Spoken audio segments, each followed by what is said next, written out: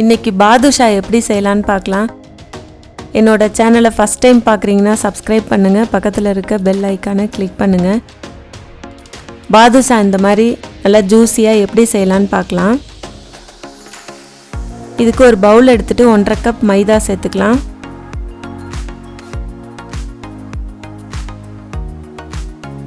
Baking soda 1/4 teaspoon சேர்த்துக்கலாம். Baking powder 1/4 teaspoon சேர்த்துக்கலாம். 1 table spoon சர்க்கரை சேர்த்துக்கலாம். 3 டீஸ்பூன் நெய் சேர்த்துக்கலாம்.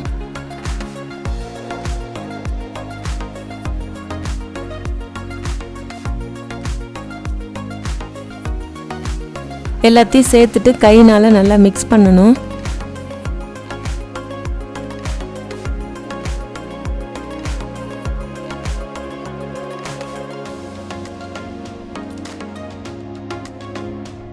எல்லாத்தையும் மிக்ஸ் பண்ண பிறகு இந்த மாதிரி கையில் பிடிச்சி பார்த்தா இந்த மாதிரி இருக்கணும். அதுக்கப்புறம் கொஞ்சம் கொஞ்சமாக தண்ணி ஊற்றி சப்பாத்தி மாவு பதத்துக்கு பசைஞ்சுக்கலாம்.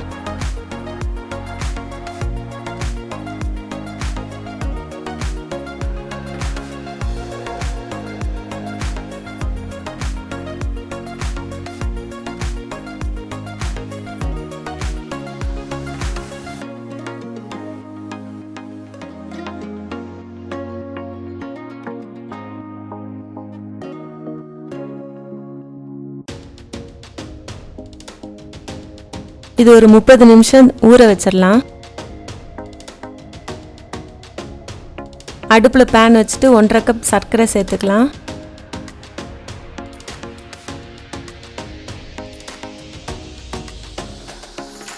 ஒன்றரை கப் தண்ணி சேர்த்துக்கலாம்.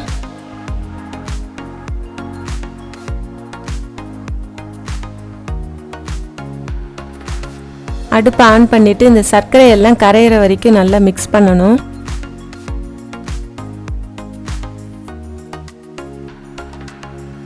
இது ஒரு 5 நிமிஷம் அடுப்பில் வச்சுட்டு நல்லா கொதிக்க விடணும்.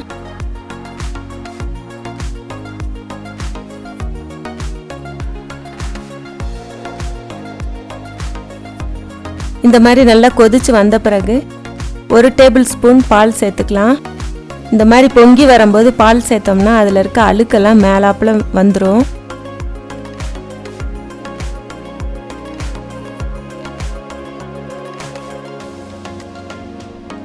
அதை எல்லாத்தையும் தனியாக எடுத்துடலாம். அந்த அழுக்கெல்லாம் எடுத்துட்டோம்னா நல்லா சர்க்கரை பாகு வந்து நல்லா வெள்ளையாக கிடைக்கும் நமக்கு. மேலாப்பில் இருந்ததெல்லாம் இப்படி எடுத்துட்டோம்.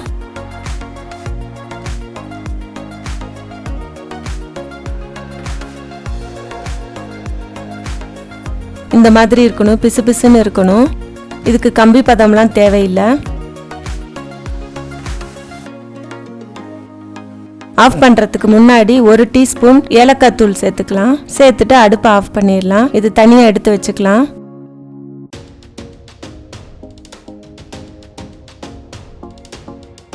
அரை மணி நேரம் ஊறின பிறகு இந்த மாதிரி சாஃப்டாக இருக்கும் மாவு. இப்படி பிரித்து பார்க்கும்போதே நமக்கே தெரியுது லேயர் லேயராக வர்றது. இப்போ வந்து கொஞ்சம் கொஞ்சமாக சின்ன சின்ன உருண்டைகளாக உருட்டிக்கலாம்.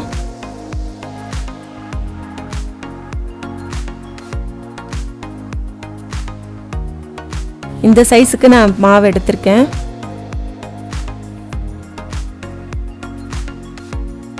இப்போ நல்லா உருட்டிக்கணும். உருட்டிட்டு இந்த மாதிரி உள்ளங்கையில் வச்சு இப்படியே உருட்டணும்.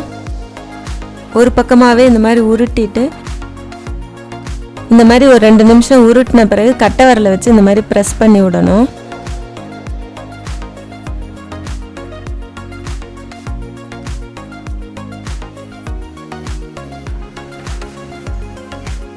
ஒன்றரை கப் மாவு போட்டதுக்கு எனக்கு 7 பாதுஷா கிடச்சிது.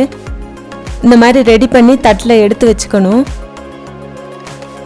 அடுப்பில் பேன் வச்சுட்டு பொரிக்கிற அளவுக்கு எண்ணெய் ஊற்றிக்கணும். எண்ணெய் ரொம்ப காஞ்சிடக்கூடாது, மீடியம் ஃப்ளேமில் வச்சுக்கணும். வச்சுட்டு ஒன்று ஒன்றா எடுத்து போட வேண்டியதான். போட்ட உடனே திருப்பக்கூடாது. அடுப்பை சிம்மில் வச்சுட்டே தான் செய்யணும். இது இல்லைன்னா அடிப்பக்கம் ரொம்ப கருகி போயிடும்.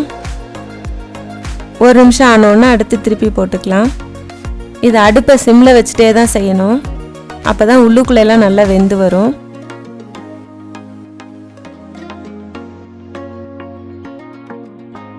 இந்த மாதிரி அடிக்கடி திருப்பி திருப்பி விடணும். அப்போ தான் உள்பக்கம் நல்லா வெந்து வரும்.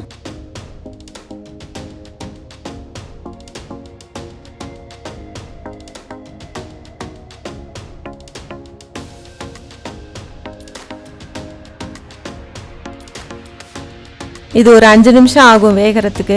அதனால அடுப்பை சிம்மில் வச்சுட்டே தான் செய்யணும். இதோட அளவுகள்லாம் நான் டிஸ்கிரிப்ஷன் பாக்ஸில் போட்டிருக்கேன், பார்த்துக்கோங்க.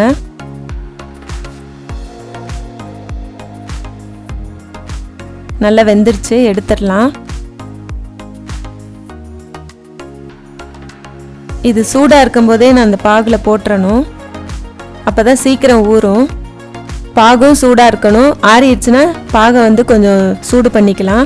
சூடு பண்ணிவிட்டு நம்ம ரெடி பண்ண உடனே அதில் தூக்கி போட்டுறணும்.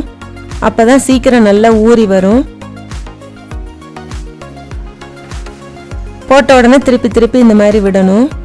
இது ஊறுறதுக்கு ஒரு 15 நிமிஷம் ஆகும். சூடாக இருக்கும்போது போட்டோம்னா தான் 15 நிமிஷம், இல்லைன்னா ரொம்ப நேரம் ஆகும் சூடு ஆறிட்டா.